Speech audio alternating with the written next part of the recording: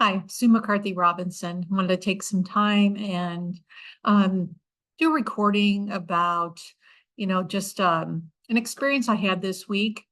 So um, happy to be here and share this with you. In clinical practice this week, I encountered, a particularly challenging case involving, a patient with diagnosis of schizoaffective disorder, which is a condition I had not yet encountered in such complexity. The patient was presented with a mix of mood disorder symptoms, primarily depressive, along with psychotic features. So this interaction deepened my appreciation for the complexity of mental health diagnoses and reinforced the importance of a thorough assessment process. The schizoaffective disorder, with its overlapping symptoms of the mood disorder and schizophrenia, requires an investigative approach to, a differential diagnosis, looking at that in treatment planning. I realized how crucial it is to maintain, that holistic approach perspective when assessing a patient, considering both the physiological and biological aspects as well, social and environmental factors that could be contributing to their condition. Realizing, that reinforced through all our courses that, a lot of times you have to look at that medical side, you order those labs, you really get that full history and physical, to really narrow down to see, before you make your diagnosis, what is going on completely. You do your investigative work before you are making your diagnosis.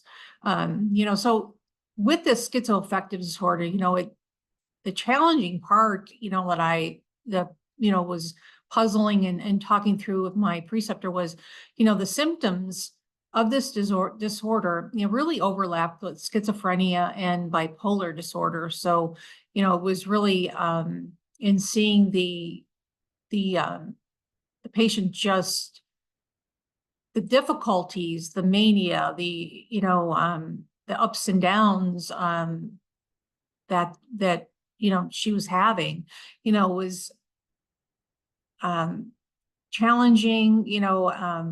I felt really bad for her, but also fascinating to actually see all in this session. So, in terms of, being that psych provider in that, in the role, the experience highlighted the importance of being really flexible and adapting, in that time frame with her. Each patient's presentation is unique, and, as a practitioner, I must be prepared to modify my approach depending on the evolving clinical picture. What at that moment, what does that patient need? It never can be kind of a cookie cutter, definitely approach to anyone. This case emphasized the importance of ongoing education and staying current with evidence-based practices, as managing complex cases like this requires a deep understanding, both the psychopharmacology and the psychotherapy. Reflecting on my personal strengths, I believe my ability to, build rapport quickly with patients was a key factor in the success of the initial assessment. The big thing is respect, and giving the patient the time to, talk to us. The patient was initially very guarded, but through active listening and empathetic communication, was able to gain her trust, which allowed for more thorough exploration of her symptoms and concerns. This reinforced the value of therapeutic use of self, using my own personality and communication style as a tool, to foster a safe and supportive environment for her.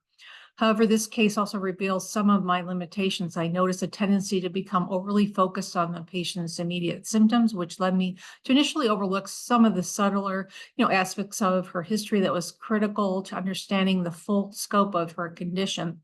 This experience reminded me of the importance of taking a step back and considering the broader context, the patient's life and history, rather than getting caught up in the urgency of presenting symptoms.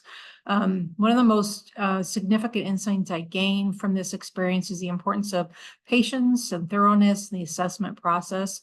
In future practice, I plan to allocate more time to the initial assessment phase, ensuring that I'm not only addressing the most obvious symptoms, but also exploring, the underlying issues that may not be immediately apparent.